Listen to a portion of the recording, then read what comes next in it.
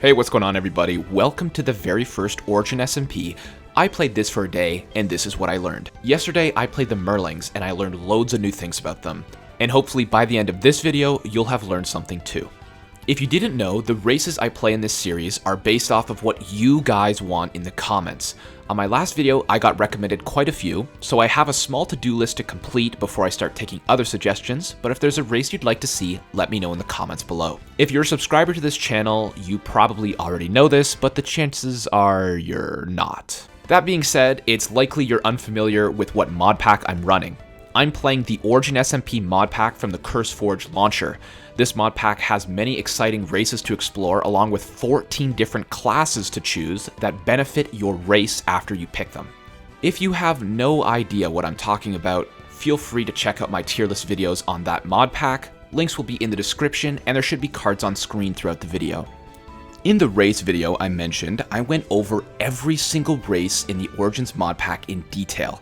I will put a little card in the corner of the screen as a summary of what the Merling race is if you don't already know. If you want the full detailed rundown of what the Merling race is, please check out that video. If I included that segment from that in-depth video into this video, it would probably double the length of it. These videos are supposed to be short and under 10 minutes.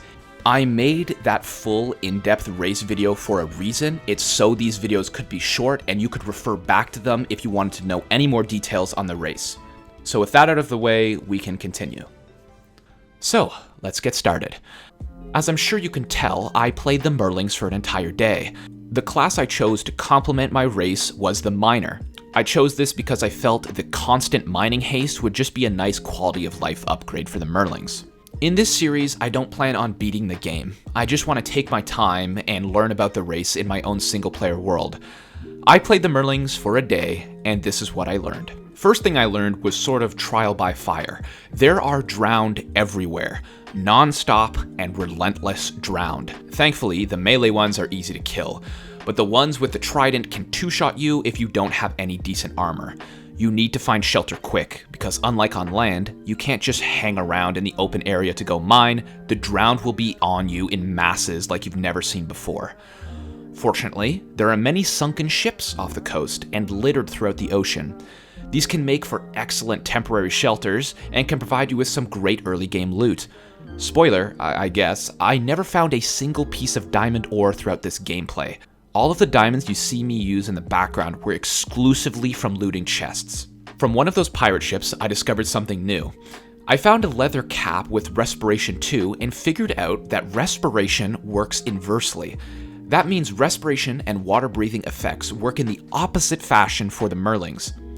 This means you can breathe for longer times above ground and you can explore the land and maybe find some cool items or just to farm resources you can't get underwater. If you don't find any respiration gear or you can't make any respiration potions, don't worry. You can always use a water bucket on land to refresh your breath for a short period of time. You can sleep in a bed underwater, but it doesn't really affect much. Merlings have perfect night vision and the drowned continue to spawn regardless of the time of day. If and when you venture to the Nether, be sure to bring some water bottles. When you drink a water bottle, you restore a small amount of breath back to your Merling. Water buckets do not work in the Nether, as you can see on screen right now, so respiration gear and potions with some water bottles will allow you to explore areas you never could before. Your main source of food is fish for a large portion of the game. Once you play for a few hours and find some respiration gear or maybe make some potions, you can start a farm on land, but for a large segment of the time you play as Merlings, you will be killing, cooking, and eating your fish brothers and sisters. Fortunately, fish are extremely plentiful underwater, so this won't be an issue for most players. There are tons of underground caves, canyons, and ravines to explore for resources in this mod pack. Okay, I'm sure as most of you know, if there was a block deep underwater and you were trying to break it, the fastest way to do so would be to sink to the bottom of the ocean and put your feet on the ground and then break the block. I already knew Merlings, as you probably do, break blocks the same speed underwater as other races would break blocks over ground. What I didn't know is the Merlings break the same speed no matter if they're swimming or if their feet are on the ground. Merlings also don't sink unless you press the shift key, so you can basically mine at any level, at any position without any penalty. This makes it feel like you're in creative mode underwater. Especially mining with a diamond pickaxe and with the miner class, you can melt entire cave systems. This is a great bonus for Merlings, as strip mining is pretty difficult early game due to the lack of water in the long narrow tunnels you make while you strip mine. You are the fastest aquatic creature in the entire game. That includes regular mobs and any other race in the Origin-SMP mod pack. Be sure to use this speed to your advantage when in combat to dodge around projectiles and close the gap to melee range. My last tip is to farm the Trident Drowned as much as you possibly can. Understandably so, the Trident is the best weapon by far for underwater combat. I was lucky enough to get a Trident, and then I enchanted it with a Loyalty enchanted book I found in a pirate ship.